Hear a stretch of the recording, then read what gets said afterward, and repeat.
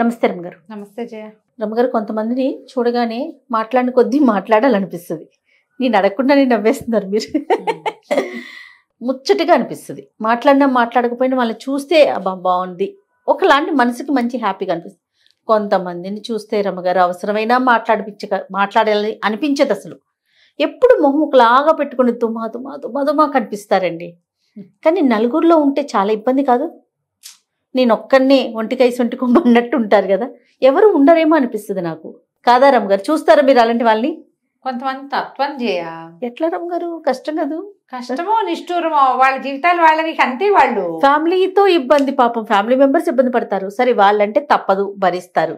బయట సమాజంలో ఏవో అసంతృప్తులు జయ. లోపల పాపం ఏదో అసంతృప్తి, ఏదో డిస్సాటిస్ఫాక్షన్. తాము అనుకున్నట్టు అవ్వలేదు, తాము అనుకున్నట్టు ఉండలేదు, తను కావాలనుకున్న చీర కట్టుకోలేకపోయాం, కావాలనుకున్న నగ పెట్టుకోలేకపోయాం. అదే ఎదురుగుండా వాళ్ళు పెట్టుకున్నారు, అవతల వాళ్ళు చేయగలుగుతారు, నేను చేయలేకపోతున్నాను అయి ఉండొచ్చు. లేదా ఈ అసహనం, మనుషుల్ని భరించలేకపోవటం, ఏమంటారు దాన్ని, ఇరిటబిలిటీ, ఇరిటేట్ అయిపోవటం ప్రతిదానికి. దాంతో వీళ్ళకి నవ్వేలా వస్తుంది పాపం.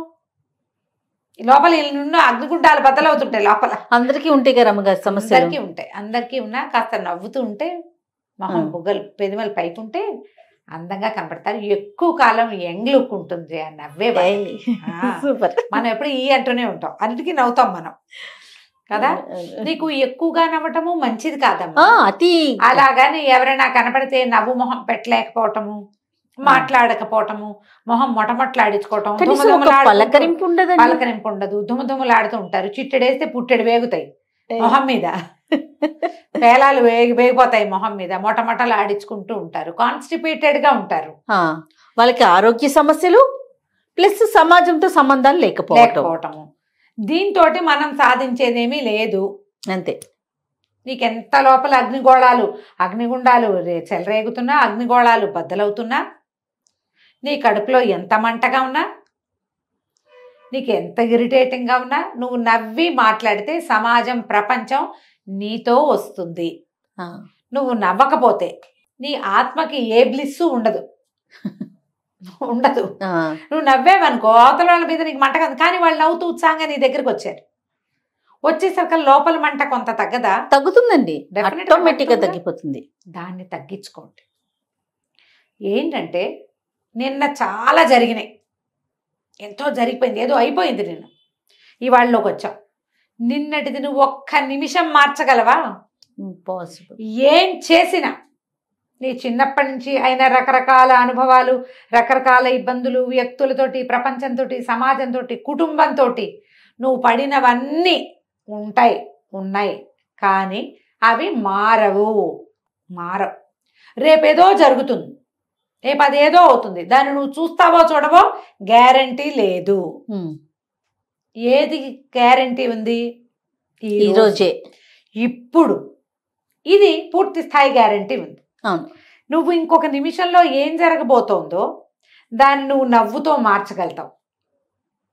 దాన్ని నువ్వు పలకరింపుతోటి, ఒక మంచి మాటతోటి, ఒక కలబోసుకునే లక్షణంతో, కలిసి ఉండాలనే ఒక భావంతో నువ్వు రేపుని కొంత మార్చగలిగే అవకాశం నీకుంటుంది. ఏమవుతుందో నీకు తెలీదు. కానీ పాపం నిన్న నోటి నిండా నవ్విందమ్మా, ఏమిటో ఇవాళ ఇలా అయింది అంటారు. లేదా ఏమనిపిస్తుంది, అసలు ఎవరితోనో మాట్లాడితేగా దీనికి ఇలాగే కావాలంటారు. మనకి ఏ వాక్యం కావాలి? అంతేగా, మంచి కదా కావాల్సిన వాక్యం ఏంటి?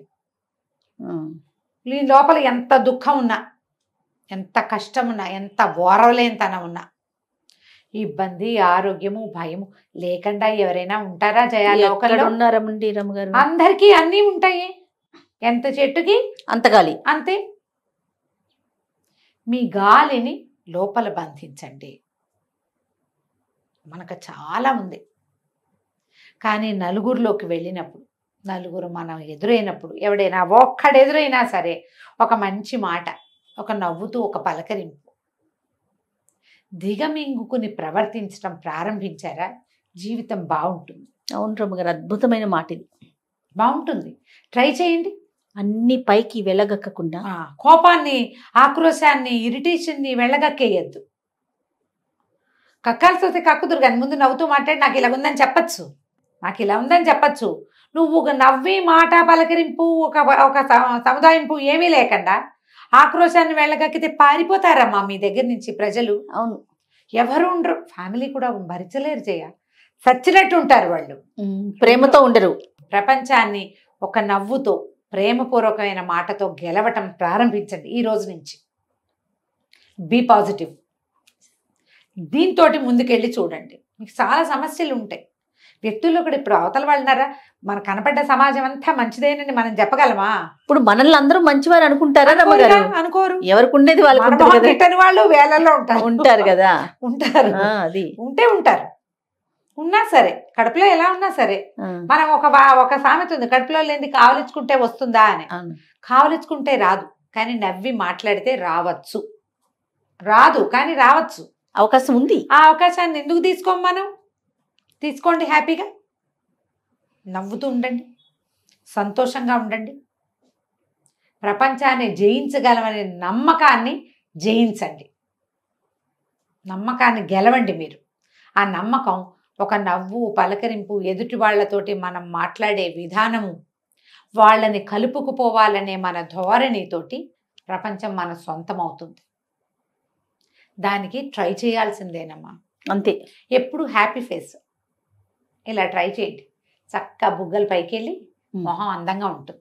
ఆడైనా మగైనా కదరమ్మగారు, ఎవరైనా ధుమధుమరాయుళ్ళు అందరూ కూడా ఇంట్లో దుమ్దుమ్, ఆఫీసులో ఏదో అవుతుంది, ఇంటికి వచ్చి మొహం మార్చుకుని పెట్టుకుంటారు, అన్నిటికీ పోట్లాడతారు, కయ్యమంటారు. ఆ పిల్లం హాయిగా అన్నం వండదు, హాయిగా వడ్డించదు, హాయిగా ఉండదు. హాయ్ ఎక్కడి నుంచి వస్తుంది మీకు? మరి చుట్టుపక్కల ఉన్న దాంతో కదా జయ హాయ్ వచ్చేది. అవును కదా, వాతావరణం పాడైతే మనకి లోపల ఒక గాలి కదులుతూ ఉంటుంది, శ్వాస పీలుస్తాం, అవును, బతికే ఉంటాం. కానీ హాయి, సంతోషం ఎలా వస్తుంది? చుట్టుపక్కల ఉన్న గాలితో వస్తుంది. బయట నుంచి ఒక చల్లని గాలి వస్తే సుఖం వస్తుంది, ప్రాణం ఉంది, ప్రాణానికి సరిపడా గాలి తీసుకుంటాం మనం ఇన్వాలంటరీగా. హాయిని గొలిపేది మలయమారుతం బయట నుంచి రావాలి. అవును, మనం మనమే ఉంటాం, కానీ సంతోషం మనతో పాటుగా చుట్టుపక్కల దాంతో వస్తుంది. ఇలా ఆలోచించండి. బీ పాజిటివ్, బీ హ్యాపీ, అందరితోటి హాయిగా ఉండటానికి ఈ రోజు నుంచి ట్రై చేయండి. ఓ సూపర్. అంతే, ఇదే సందర్భంగా అనుకోండి. అదే ఇదే మంచి సందర్భం కదా ఇది. ఎస్ ఎస్, సరిపోతుంది. రైట్ రమ్మగారు, నమస్తే. నమస్తే.